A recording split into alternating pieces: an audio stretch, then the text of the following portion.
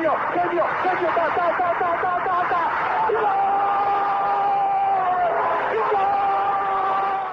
Bergkamp neemt de bal aan. Dennis Bergkamp.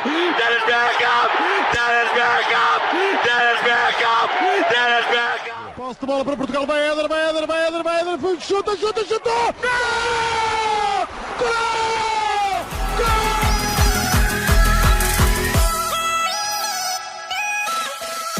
Olá pessoal, bem-vindos a Bola ao Meio, podcast que aborda os temas do momento, sem fintas, mas com muitos golos.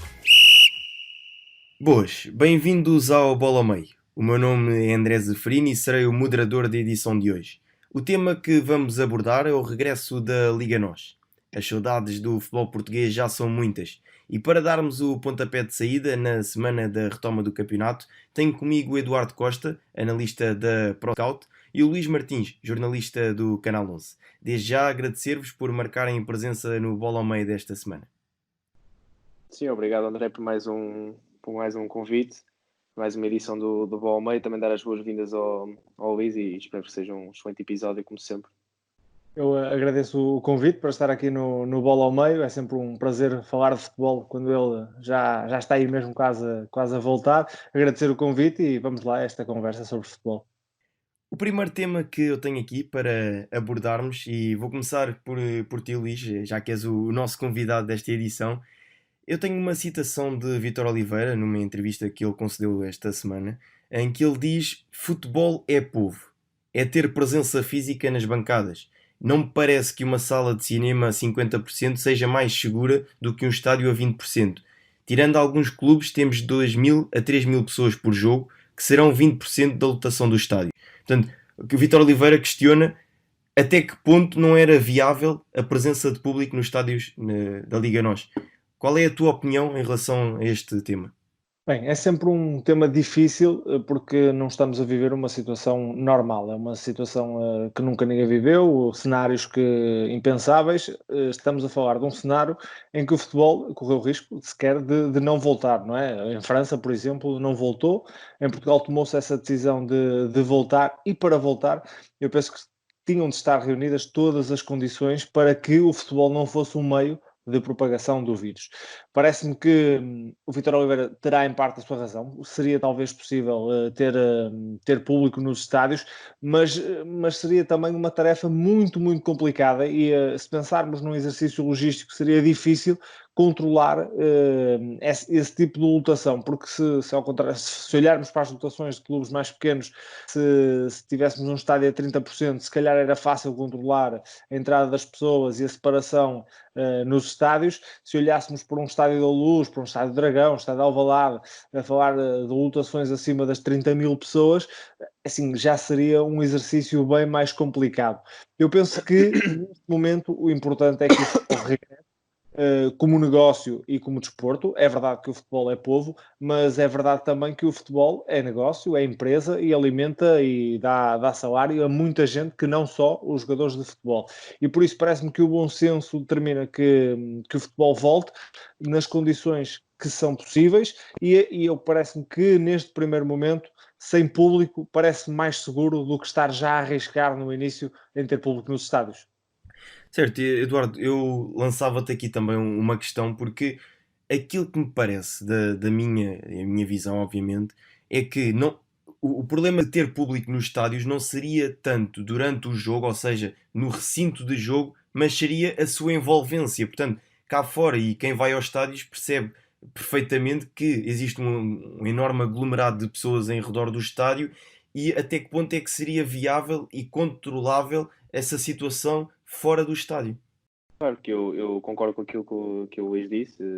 Dentro do estádio seria difícil de controlar, mas o principal problema seria fora do estádio, porque dentro do estádio não se consegue controlar os ajuntamentos através da separação, etc. Agora, fora do estádio não vai haver assim um controle tão grande quanto isso, já vai mais do bom senso das pessoas, e depois são pessoas que até podem ir frequentemente aos estádios, que têm até os lugares anuais, etc., e podem se encontrar todas, esse cara já não convivem há muito tempo por causa do isolamento social, até decidem, pronto, olha, vamos conviver todos, etc. E isso aí já pode ser um meio de propagação do vírus que já não é controlável pelas IPAs. Isso aí a Liga teve e pensou bem nessa situação e decidiu, de facto, não ter público, e acho que isso aí vai ser o melhor para essa questão, porque depois as pessoas até podem ir ver os jogos nos cafés com as medidas de segurança, mas mesmo assim, já nos cafés há as medidas de segurança e da distância entre mesas e assim, ou seja, não vai haver um risco tão grande como haveria se houvesse público nas bancadas. Portanto, acho que a Liga esteve bastante bem nesta medida, assim como a Direção-Geral de Saúde, no sentido em que também inicialmente aprovou, se não me engano, 9 estádios e agora já temos bastante mais. E pronto, teve uma posição correta no sentido de dizer que, ok, os estádios podem ser aprovados se de facto tiverem as medidas de segurança todas. Os estádios assim o fizeram as mudanças necessárias e acho que agora temos todas as condições, dentro do possível, todas as condições para um regresso de futebol em segurança. Permite-me só completar uma coisa que o Eduardo disse bem e que eu concordo com o que ele disse, mas é pensar no exercício fora do estádio e até se olharmos para o regulamento que foi feito do número de pessoas que podem estar num relvado, que podem estar na bancada, o número de seguranças, de polícia que vão estar agora nos jogos, há contemplado também segurança e polícia fora dos estádios. Para quê? Para evitar também aglomerações no exterior do estádio que podem acontecer e aconteceram, por exemplo, em jogos da Liga dos Campeões, salvo erro, o Paris Saint-Germain em casa com o Borussia Dortmund e o Valência também com a Atalanta, penso que teve muita gente cá fora e isso pode ser também um foco de contágio, ou terá sido um foco de contágio, não se sabe, mas a verdade é que, por exemplo, Valência foi uma das cidades muito afetadas pelo Covid, ou seja, aqui acho que tem que haver risco zero e acho que foi por aí que quer a Direção-Geral de Saúde, quer a Liga, quer a Federação foram por esse caminho. Sim, sem dúvida, e concordo inteiramente com aquilo que vocês disseram e acho que foi um excelente pontapé de saída nesta nossa conversa. O Eduardo focou aqui um tema também pertinente, que era a questão dos estádios que foram aprovados. E o Mr. Vítor Oliveira fala disso mesmo e o Mr. diz: não percebemos porque é que o Santa Clara não joga em casa e isso pode ser determinante para a verdade desportiva na ótica do Mr. Vítor Oliveira. Eduardo, qual é o teu comentário em relação a esta situação, por exemplo, do Santa Clara que não jogará nos Açores? Assim, partindo do princípio em que o estádio de Santa Clara tem as condições necessárias de segurança, tem as condições de segurança, acho que acaba por ser um pouco injusto que não tenham esse direito de jogar em casa, quando a outra equipa das ilhas, neste caso a Madeira, o Marítimo, digo, também vai ter esse direito. Portanto, acho que é um pouco injusto. Agora, claro que se o Estádio de Santa Clara não tiver as condições de segurança necessárias, aí a conversa já é outra. Tanto porque estas deslocações e os estágios noutro local, etc., também tem sempre um fator importante para a equipa visitante. Portanto, ou seja, acabaria até por ajudar um pouco a equipa visitada. E pronto, há sempre essa questão, portanto acho que é uma questão um pouco, passa por ser um bocado injusto para o Santa Clara, que vai perder também um fator que podia ajudá-los no seu jogo, mas também não estou bem por dentro do assunto de saber porque é que de facto não foi aprovado um estádio e o do Marítimo foi, mas pronto, no geral é essa a minha ótica. André, se me permites... Eu ia só pegar aqui numa deixa do Eduardo para te lançar também a ti uma questão e depois podes pegar no que ias dizer. É que o Eduardo fala que o Santa Clara poderia, ou seja, neste caso irá perder vantagem, do facto de não jogar em casa. Mas há um dado curioso, é que tem-se verificado na Bundesliga, que é o campeonato que já está em andamento, que as equipas que jogam em casa são as que estão a fazer menos pontos. Portanto, estão a perder mais jogos. Portanto, até que ponto é que o jogar em casa também ajuda, porque não há público, portanto o terreno seria mais neutro. Sim, dentro desta questão do Santa Clara, jogar fora, jogar nos Açores e mesmo da Bundesliga, há 3 pontos. O primeiro ponto é que eu acho que também há uma questão política na questão do Santa Clara jogar fora, porque a Madeira e os Açores são geridos de forma, ou seja, são regiões autónomas, e eu penso que ainda está em vigor que quem vai jogar quem viaja para os Açores, independentemente de ser uma equipa de futebol ou não, tem que ficar 14 dias de quarentena. Ou seja, haveria aqui uma complicação legal que o Santa Clara foi o primeiro também a dizer que viria para o continente para não complicar a situação. Depois, dizer que o João Henriques e o Santa Clara foram os primeiros, ou seja, durante toda a época criticaram a sua relva, o seu relvado, o seu estádio, ou seja, elogiavam os seus adeptos, mas não gostavam de jogar naquele relvado. E, efetivamente, o relvado prejudicava em muitas ocasiões o futebol que o Santa Clara tenta praticar. E depois, essa incerteza, que eu não concordo tanto com o Mr. Vítor Oliveira nessa questão do Santa Clara, percebo menos porque é que o Belenenses não poderia jogar no Jamor, embora jogar na cidade do futebol é praticamente ao lado. Agora também me parece que essa frase do Vítor Oliveira, que é um senhor que respeito muito, não vale a pena estar a entrar neste tipo de jogo, porque eu acho que o principal aspecto é simplificar e fazer com que a época termine. E o Santa Clara deu o exemplo, quis vir para o continente, facilitar este fator de viagens para as equipas, não vejo nada contra nesse sentido. Quanto ao Marítimo, depois é outra postura, também um estádio diferente, um estádio de nível 1, e estamos a falar de uma região autónoma da Madeira com poucos casos. Agora, também não me chocaria que o Marítimo viesse para o continente. Quanto à Bundesliga, é efetivamente uma roleta russa neste momento e se calhar, olha, se olharmos para as odds das equipas da casa normalmente eram mais baratas, digamos assim, e agora começam a ser mais caras, porque se calhar sem público essa vantagem de jogar em casa desvanece um pouco. Isso concordo um bocadinho, até para as equipas grandes eu penso que vai diminuir um bocadinho. Arrancamos agora para mais um tema, que é a questão das substituições. E em Portugal também, para não estranharmos, não pode ser uma decisão tomada e aceitável por todos. Portanto, teve que levantar alguma poeira e esta questão das substituições também está aqui a criar alguma confusão em torno desta questão. Eduardo, para ti, achas que é benéfico haver esta questão das 5 substituições no jogo ou não? Sim, eu acho que é nesta fase da temporada, que isto é basicamente uma época nova, porque as equipas, no caso da Liga Portuguesa, tiveram paradas mais tempo do que estariam num determinado campeonato até o começo da pré-época.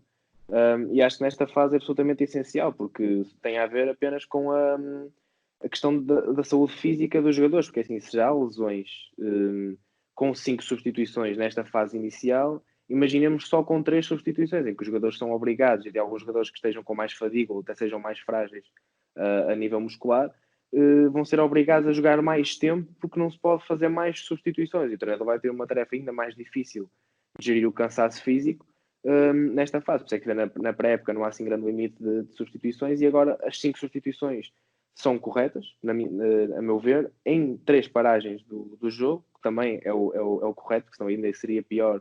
Portugal já tem pouco tempo útil de jogo, então com 5 paragens ainda seria pior, ou 10, não é? Depende da quantidade de substituições que poderiam ser feitas. Portanto, acho que é apenas por uma questão, nem falo de uma questão tática, o que também seria interessante explorar isso, mas também por uma questão física, acho que é absolutamente essencial, porque os jogadores vão estar num nível de fadiga maior, vão estar mais desgastados, vão estar de uma forma pior e com o passar do tempo, ok, isso aí vai desaparecer. Não na totalidade, se calhar, mas vai sendo combatado. Mas nesta fase inicial acho que é absolutamente essencial e acho que faz todo sentido. Vemos isso na Bundesliga e no caso da Bundesliga até agora está a haver lesões. Vimos no último jogo do Dortmund com o Bayern, o Dahoud vai ficar fora até o resto da temporada. Se já neste cenário há lesões graves que o jogador vai ficar impedido de jogar até o final da temporada, imaginemos com 3 substituições em que eles vão ter que jogar ainda mais tempo do que teriam agora. Portanto, acho que há pessoas que acham prejudicial, pessoas que acham benéfico e eu acho absolutamente benéfico. Sim, Luís, eu perguntava-te, sem saber aqui qual é a tua opinião, se concordas com a questão das 5 substituições ou não, mas achas que esta questão das 5 substituições é para continuar depois na próxima temporada ou deveria ser só neste período que vamos jogar, que vá para terminar os campeonatos e depois retomaríamos na próxima temporada com as 3 substituições habituais? Achas que deveríamos continuar com o modelo das 5 ou aplicar apenas as 3? Não, eu sou defensor das 5 substituições em 3 paragens, já o era antes da situação da Covid, porque é uma situação, por exemplo, que vejo na Liga Revelação em Portugal. Existirem 5 substituições, os treinadores podem fazê-lo em 3 paragens, o intervalo não conta, ou seja, podem aí fazer também substituições, e não vejo grande perda de tempo útil de jogo. Não é por aí que se vai perder tempo útil de jogo. Ganhamos aqui o quê? O maior número de intervenção do treinador, de opções que ele pode ter em campo. Vamos reduzir o cansaço dos jogadores que estão em campo e pode ser benéfico para o jogo, ainda que por vezes, às vezes sentimos que os jogadores quando entram não entram tão ligados ao jogo, mas isso aí tanto pode correr bem como pode correr mal, já não é uma questão. Vejo pessoas a discutir isso, que o ritmo pode baixar porque os jogadores vêm mais lentos, não vêm tão quentes, mas isso aí são opções, e eu sou muito defensor desta regra por um simples facto, que é assim, os treinadores têm a possibilidade de fazer 5, mas se quiserem fazer só 3, podem continuar a fazer só 3. Isso aí, se forem contra a regra, podem fazer só 3. Eu acho que as 5 devem ser para manter, e eu até vou mais além, acho que sou defensor que a meio de um período, tal como se faz quando a temperatura está muito alta, que haja uma pausa técnica, como há em outros desportos coletivos, porque acho que o treinador tem uma ação muito limitadora naquilo que são os 45 minutos de cada parte. Sim, e a questão que estavas a falar da intervenção do treinador, basta pensar num estádio dos 3 grandes, e mesmo Braga e Guimarães, é impensável o treinador conseguir comunicar instruções precisas aos jogadores que estão a atuar no corredor contrário. Portanto, acho que aí essa questão que referias e bem da paragem a meio do tempo seria também útil, para o jogo em si, porque isso, acredito eu, quando o treinador dá uma instrução, será sempre para melhorar o jogo, portanto, isso será útil até para melhorar aquilo que é o próprio jogo. Sim, e vimos que a paragem foi unanimemente aceita. Parava para os jogadores beberem água e para se refrescarem naqueles locais e estádios, sobretudo em competições de fases finais que são jogadas no verão, de muito calor, e nunca houve polémica sobre isso, que se perdeu muito tempo, que não se perdeu muito tempo. Acho que é um minuto e meio que se pode dar aos treinadores, que pode melhorar para as equipas, é verdade, e depois compensar-se-á nos tempos de descontos sem qualquer problema. Penso que seria mais uma medida para acrescentar ao futebol, mas pronto, entendo que é um passo cada vez, coisas radicais. As 5 substituições, sim, acho que deviam ser para manter, até porque assim o treinador mantém um maior número de jogadores satisfeitos porque jogaram no fim de semana. Sim, e essa também é uma questão pertinente, porque agora já não pode dizer que o jogador X não jogou porque estava restrito àquelas 3 substituições. Portanto, agora com as 5 já poderá colocar 5 em campo. Eduardo, querias dizer alguma coisa? Sim, queria só acrescentar também um aspecto relativamente às 5 substituições, porque acho que tornaria, de um ponto de vista tático, tornaria o jogo até mais interessante, não é? Porque os treinadores podem ter mais opções, as equipas vão ter que se preparar de outra maneira, vão ter que preparar, em vez de 3 para 5 substituições. São jogadores de características diferentes, podem mexer mais com o jogo, podem mudar completamente o ritmo do jogo. São 5 jogadores em 11, não é bastante?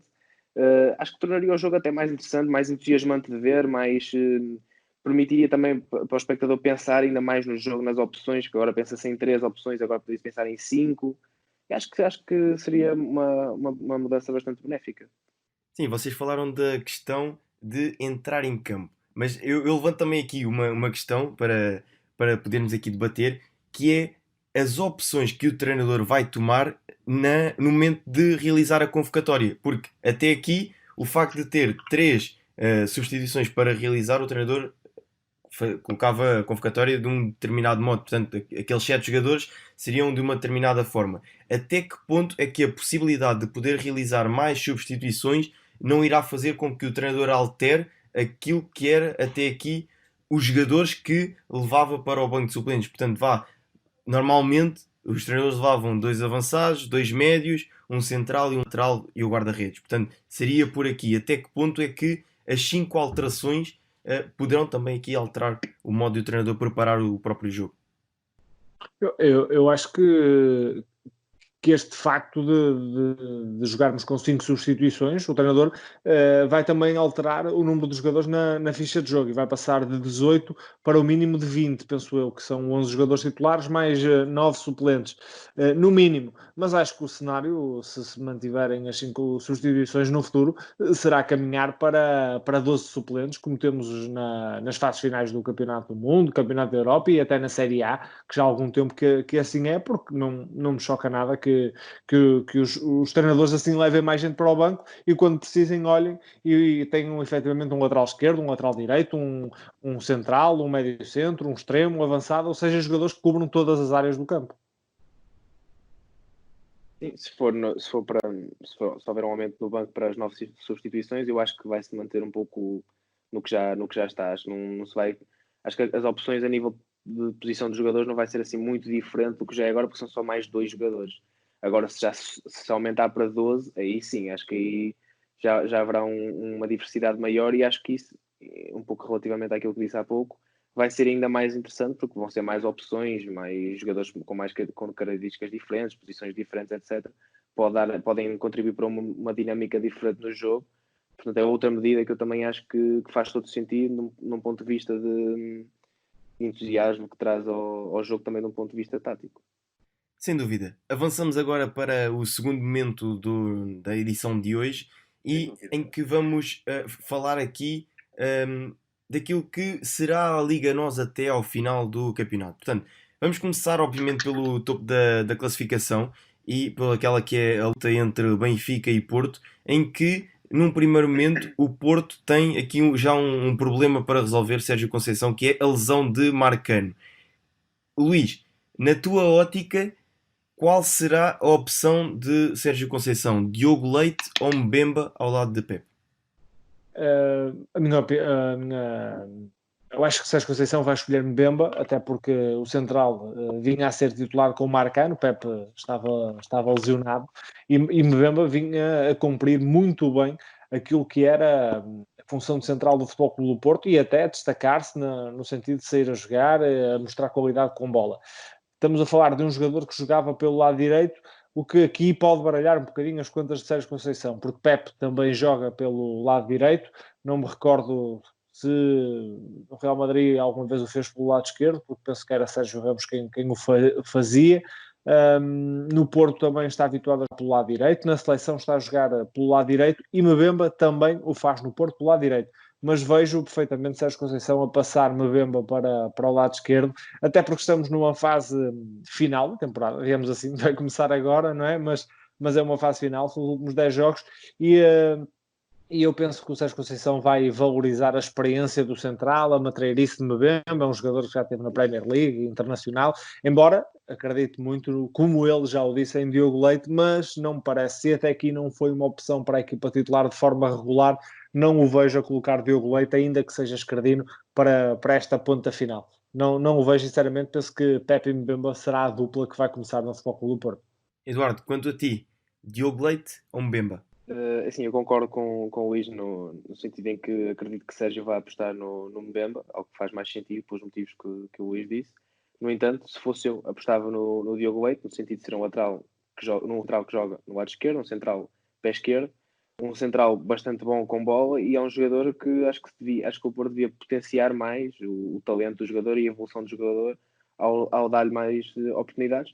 O Mbemba é um central que cumpre, mas a meu ver, para uma equipa como o Futebol Clube do Porto, um central que cumpre não chega e acho que o Mbemba tem falhas, acho que o Mbemba é um jogador um pouco inconstante, tem falhas a questão de posicionamento, um pouco de leitura também, no sentido de ser com bola, ok, é um bom jogador nesse sentido.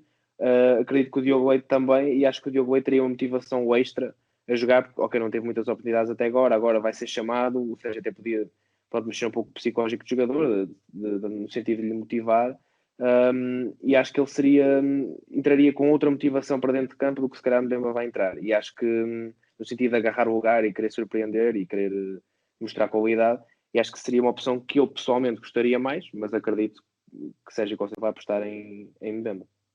Certo. Eduardo, e agora se Sérgio Conceição ganhou um problema e uma dor de cabeça por perder um jogador, no caso de Bruno Lage, ganha uma dor de cabeça, mas por recuperar um jogador. Gabriel está recuperado de lesão, e agora como é que achas que Bruno Lage vai aqui montar o xadrez do Benfica?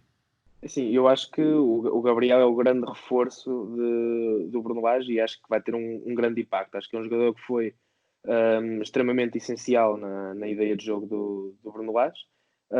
É um jogador que notei algumas diferenças qualitativas no Benfica a seguir à lesão do Gabriel, e até houve assim um pouco uma indecisão no como estruturar a dupla de meio campo, com Weigl, Samaris, também Florentino, também Tarapte, e acho que Gabriel é pilar naquele meio campo, é absolutamente decisivo em todos os momentos de jogo, é um jogador que dá equilíbrio no momento defensivo, é um jogador bom nas características defensivas, a nível ofensivo é fantástico no sentido de saber construir em posições mais recuadas, com progressão com bola, com alta capacidade de definição, jogo aéreo.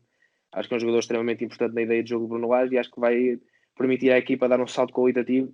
Creio que em muitos jogos que o Benfica estava mais apertado, acho que era Gabriel que também ajudava a solucionar alguns problemas que o Benfica tinha, e acho que vai ajudar num aspecto tático específico, que era a dificuldade que o Benfica demonstrou nos últimos jogos em desmontar blocos baixos e encontrar espaço entre linhas. Tudo bem que Tarapte faz isso bem através do passe, mas acho que Gabriel é outro tipo de jogador, e nessa questão de desmontar um bloco mais baixo, Gabriel vai ajudar bastante nisso. E veremos, mas acho que sim, que terá um grande impacto. Luís, qual é que achas que será o trio do meio campo agora com o regresso de Gabriel? Porque na altura jogava Weigl e Tarapte no vértice nos dois vértices mais recuados, e depois jogava o Chiquinho à frente. Agora, com Gabriel também entrar nesta equação, como é que achas que Bruno Lage vai aqui ajustar este trio do meio campo? Sim, eu acho que ele vai jogar com o... Não sei se era para mim a pergunta para o Luís. Não, pode ser para ti. Não, é igual. Força. Pronto, ok. Pronto. Assim, eu acho que vai jogar Weigl com um médio com mais tarefas defensivas, e ao lado acho que vai jogar Gabriel. Depois vai depender também muito na questão do treino, como é que o Bruno Lage vai avaliar a questão física e a questão técnico-tática também, mas acho que vai ser Gabriel e Weigl. E mais à frente, pronto, depende muito também do feedback do treino entre Tarapte e Chiquinho.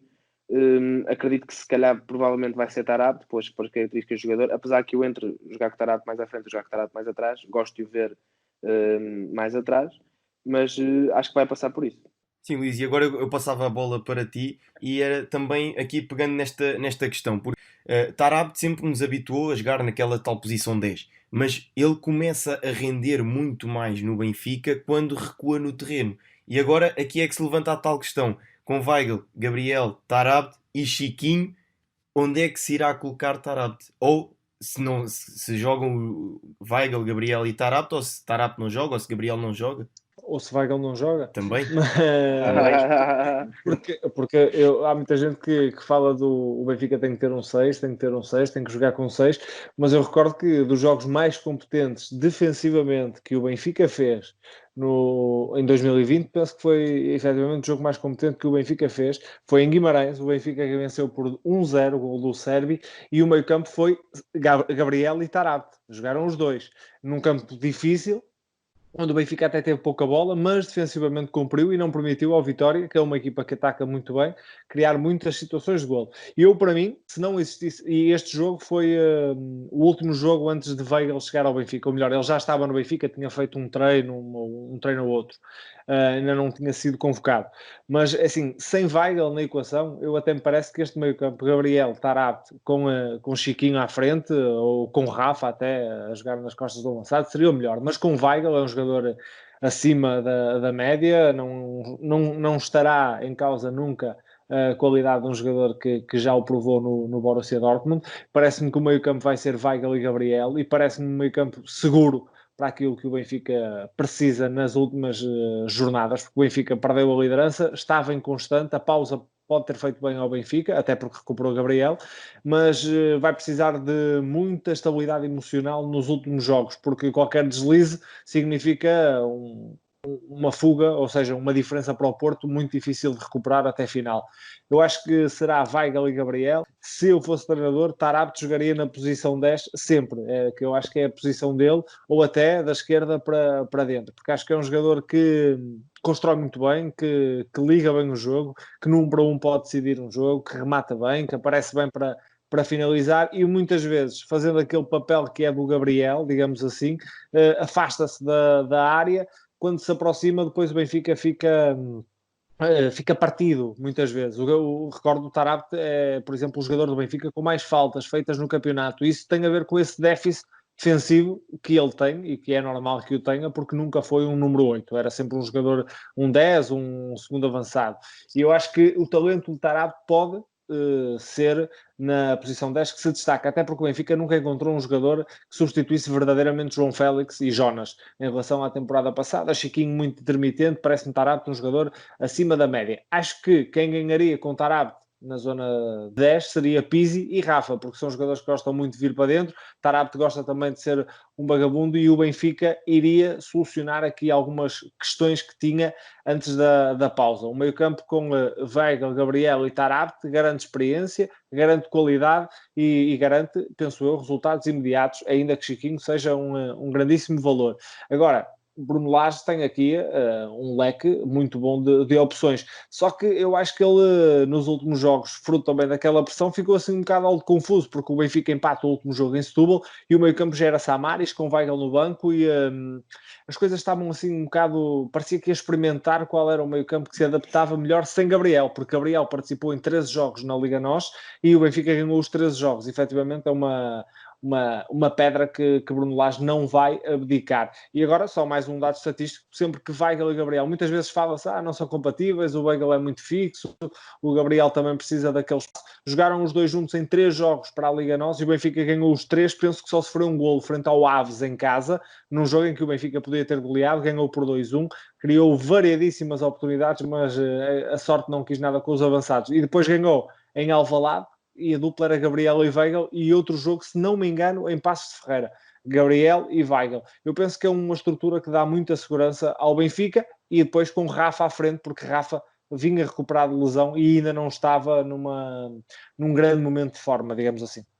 Excelente este momento que estamos aqui a passar nesta gravação deste podcast. Avançamos para outra luta na tabela classificativa que também me parece que vai ser bastante interessante, que é esta questão do terceiro lugar entre Braga e Sporting. Braga com Custódio. E Luís, eu pergunto, como é que vês este Braga, que até aqui foi uma das equipas que mais surpreendeu pela positiva no campeonato? Como é que acho que o Braga se vai comportar até ao final, também com esta paragem, e se o Custódio com esta paragem irá aproveitar também para meter aqui, digamos, o cunho próprio, portanto? O Custódio acho que só tem de dar continuidade àquilo que vinha sendo feito. O Braga, ele fez um jogo à frente do Braga, que era de Ruben Amorim, não é? Venceu o Portimonense, um excelente jogo também de futebol, manteve a estrutura, manteve aquilo que vinha de Ruben Amorim, até porque foram poucos treinos. Agora, com mais treinos, eu não me parece que Custódio vá mudar grande coisa numa receita que já estava muito boa, já estava oleada. O Braga estava a jogar muito bem, para mim, a melhor equipa, quando o campeonato parou, a melhor equipa a jogar futebol em Portugal. Agora, o Custódio estava no sub-17, também jogava num sistema parecido, muitas vezes com 3 defesas, com um lateral esquerdo que baixava para fazer os 3 defesas, ou seja, também é um sistema que ele conhece bem. Terá agora também analisado melhor os jogadores do plantel. O Braga, parece-me a mim, tardiamente mudou para Ruben Amorim. Parece-me que o futebol de Sapinto não se adaptava e não era o adequado para aquilo que o Braga pretende a nível de objetivo, que é aproximar-se, ou seja, diminuir o fosso entre os grandes, e parece-me que com o Ruben Amorim as coisas podiam estar mais igualadas no topo. O Braga neste momento é terceiro, seria uma excelente época ficar no terceiro lugar, mas os 13 pontos em relação ao Benfica podiam ser menos, e eu acho que para a próxima época, se houver continuidade, se não houver uma grande razia no plantel do Sporting de Braga, porque há muito talento, o Braga pode diminuir esse fosso e o Sporting terá efetivamente de acompanhar, porque senão as coisas ficam muito complicadas para o lado dos Leões. e é para aí mesmo que avançamos para os Leões. E Eduardo, já se percebeu que Ruben Amorim vai aplicar o sistema de três centrais tão característico daquilo que é o seu jogo. Agora, a minha questão é, para ti, quais é que serão não só os três centrais, também a questão do lateral direito, porque fala-se da possibilidade do Camacho poder realizar o corredor todo, mas também os três da frente, porque tem-se visto que Tiago Tomás foi chamado à equipa principal e já se fala de que pode ser a verdadeira aposta de Ruben Amorim. Sim, relativamente aos três centrais, inicialmente devo dizer que acho bem que o Ruben Amorim implemente a sua ideia de jogo, porque o plantel de Sporting tem soluções e qualidade para isso. Depois, relativamente aos três centrais, depende muito também do feedback do treino. Acredito que Coates e Mateus serão peças essenciais. Depois, o outro central pode vir a ser Eduardo Quaresma, depende do rendimento do jogador, visto que ainda é jovem. Se não, passar por também Ilori, por aí. Relativamente ao Tiago Tomás, acho que pode ser uma solução de qualidade, sim. Mas acredito que os três da frente poderão passar por Sporar, talvez Vieto e Plata, ou até Giovane. Creio que são jogadores com características um pouco mais, podem agradar um pouco mais a Ruben Amorim, principalmente o Vieto, no sentido de jogar bem por dentro, ser um avançado também com capacidade criativa. Acho que nesse aspecto pode passar por ser esse o trio da frente do Sporting de Ruben Amorim. Mas queria deixar aqui uma nota também relativamente ao Sporting, que acho que o maior desafio que o Ruben Amorim vai ter no Sporting nem passa tanto por uma questão tática, passa mais por uma questão psicológica. Acho que é uma equipa que acho que o Ruben Amorim tem que dar um choque positivo no aspecto psicológico à equipa, porque é uma equipa um pouco inconstante, também perdeu o melhor jogador, Bruno Fernandes, e acho que o Sporting viu-se bem quando teve assim um choque psicológico forte. Foi isso, um pouco isso com o Kaiser. Tudo bem que tinha o fator Bruno Fernandes, não é, que agora não tem, mas acho que se o Ruben Amorim conseguir implementar bem a ideia de jogo, que acredito que vai conseguir, e conseguir conciliar essa questão psicológica, que lá está, é o maior desafio, acho que o Sporting vai conseguir agarrar o terceiro lugar.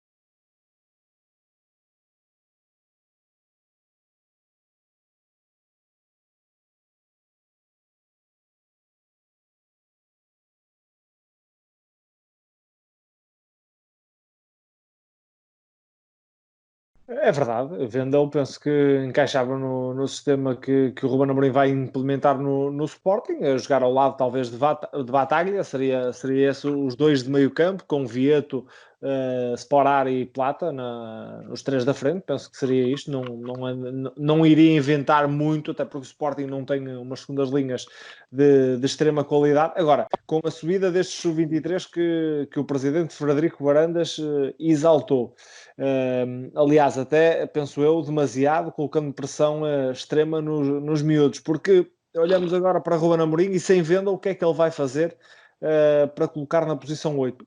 Ele só tem uma opção, que é colocar Mateus Nunes em campo, porque depois do presidente ter dito o que disse, Mateus Nunes, estava ali o jogador que ia pagar o treinador, que foram 10 milhões de euros, que estava ali um jogador fantástico, um monstro do meio campo, e agora não ter Vendel e o treinador colocar outro jogador que não Mateus Nunes, para ser sincero, iria ficar muito surpreendido. E agora, num jogo de extrema dificuldade como é Guimarães, ou seja, nem lhe chamava de alto risco, vai baixar um bocadinho porque não há os adeptos do Vitória e isso muda um bocadinho as coisas no estádio Afonso Henriques, mas assim num jogo muito difícil. O Vitória era das melhores equipas antes da paragem, venceu 4 dos 5 jogos, ou seja, é um teste de risco já para Ruben Amorim e eu penso que o 11 andará perto daquele que o Eduardo disse, com o Mateus Nunes no lugar do Wendel. Um ponto só para falar da parte psicológica que o Eduardo mencionou, e bem, o Sporting é, a meu ver, a equipa que mais vai beneficiar de se jogar à porta fechada, porque os próprios adeptos criavam uma instabilidade muito grande na equipa. A equipa, as coisas não saíam, e lá vinha o Assoio, lá vinha o Apupo, e isso estava a dificultar muito os miúdos do Sporting, aqueles que não tinham tanta experiência, e a ficarem acanhados, a não arriscarem. Quando estive em Inglaterra na reportagem que fiz com o Bruno Fernandes, ele disse isso na entrevista, que amigos deles do Sporting diziam que agora, sem ele no Sporting, não existia quem fizesse um passo de risco, porque sentia que os jogadores estavam com medo de arriscar. E sem público, eu quero acreditar que os jogadores do Sporting se vão soltar ainda mais, com confiança do Amorim, que eu gosto da ideia e do modelo que ele trouxe para o Braga. Vamos ver se resulta agora no Sporting. Eu quero acreditar que estes 10 jogos serão bons para o Sporting melhorar. Se não forem, pode entrar num caminho complicado, até porque o Rio Ave, o Vitória de Guimarães e o Famalicão estão ali muito perto, e não ficar acima do Braga significa entrar em play-offs muito precoces da Liga Europa. Só para acrescentar um aspecto, imaginemos um cenário em que havia público em Alvalade, Mateus Nunes era forçado a jogar para a lesão de Vendel, e imaginemos que cedia a pressão e ainda tinha uma exibição má. Imaginemos como é que ficaria a moral de um jogador que foi colocado tanta pressão pelo presidente, jogando mal devido à pressão num estádio cheio de adeptos a Subial. Imaginemos como é que seria esse cenário todo psicológico para o jogador e também para a equipa. E para o presidente, que disse aquelas próprias palavras que vão ser sempre usadas, não é? Digamos assim. Outra nota, só sobre o Tiago Tomás, eu penso que ele não está inscrito, estava a jogar Campeonato Sub-19, o Sporting não fez a inscrição dele, tal como, por exemplo, o Pedro Mendes, que se falou muito no início da temporada, e eu penso que ele não poderá jogar nestes 10 jogos. Vamos avançar porque o nosso tempo também já é diminuto, e a última questão que eu vos lanço aqui tem a ver com uma questão que foi levantada com o Portimonense de Paulo Sérgio. É que o Paulo Sérgio só tinha 4 jogos no Portimonense, até à paragem, à interrupção do campeonato. Agora, com esta interrupção e uma segunda pré-época, parece que ganhou tempo para preparar a equipa. Até que ponto é que isto poderá ser uma vantagem para Ruben Amorim e Paulo Sérgio Vá, neste caso? Sim, acho que esta questão desta paragem vai beneficiar estes treinadores, tanto Ruben Amorim, Paulo Sérgio, até o próprio Custódio, no sentido em que vão ter, obviamente, ter mais tempo para preparar a equipa, mas também cria-se outro desafio, que não se pode esquecer, basta, como eu disse no início do episódio, da questão física. Vai ser uma questão também bastante importante, porque o treinador agora simplesmente não pode pedir, não pode pedir aos jogadores certos aspectos técnico-táticos se as pernas também não responderem não responderem como eles querem. Portanto, acho que o treinador vai ter um desafio também de conciliar o aspecto físico com esse aspecto técnico-tático. Mas no geral, obviamente vai ser um benefício enorme, porque vai ajudar na implementação da ideia de jogo, dos princípios, dos subprincípios, etc.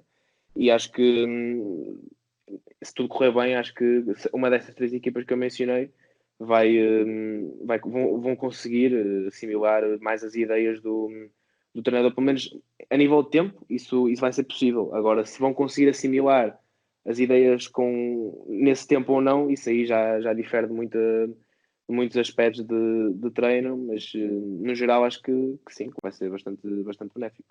Ia dizer só que acho que o Portimonense foi o principal beneficiado. Acho que para mim é o principal beneficiado desta paragem, porque estava numa situação muito complicada com 16 pontos, e esta paragem colocou toda a gente nos mesmos índices físicos, dá tempo aos treinadores para trabalhar, e aqui Paulo Sérgio pode ter uma palavra diferente a dizer, independentemente ali da questão física.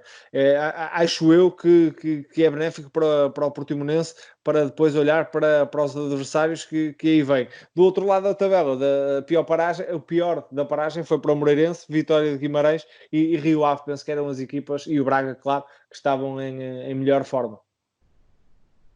Sim, mas essa questão física, até te pergunto, Luís, porque acho que nós, por exemplo, no primeiro jogo da Bundesliga vimos uma diferença a nível físico gigante do Schalke para o Dortmund, e são 2 equipas grandes. Imagino como é que será a diferença de uma equipa de uns 3 grandes, uns 4 grandes, para uma equipa que está no fundo da tabela. Como é que também será a diferença física? Porque acho que é mais provável, e acho que é o que vai acontecer, uma equipa maior ter um índice físico melhor do que uma equipa que está no fundo da tabela. Por muito que haja o mesmo tempo a trabalhar e tenha sido a mesma paragem, não acredito que os jogadores do Portimonense entrem em campo com a mesma forma física que um jogador, por exemplo, do Benfica, ou do Porto, ou do Sporting. Mas o que é que achas? Isso concordo contigo. Acho que as equipas grandes com maiores e melhores condições de trabalho, terão sempre a obrigação, entre aspas, de ter índices físicos melhores. Agora, olhando para o calendário do Portimonense e olhando para as equipas ali do meio da tabela, Vitória de Setúbal, Gil Vicente, Paços de Ferreira, Portimonense, a forma como se trabalha e as condições são semelhantes em quase todas estas equipas. Eu não acredito que haja muita diferença, e o primeiro jogo que vamos ter é o Portimonense frente ao Gil Vicente, e eu não acho aqui que a diferença entre as duas equipas, fisicamente e nas condições de trabalho, seja diferente. Ou seja, acho que o Paulo Sérgio ganhou aqui um tempo para aproveitar, para conhecer melhor os jogadores, para passar as suas ideias, que não teria se a jornada tivesse ocorrido logo a seguir frente ao Gil Vicente.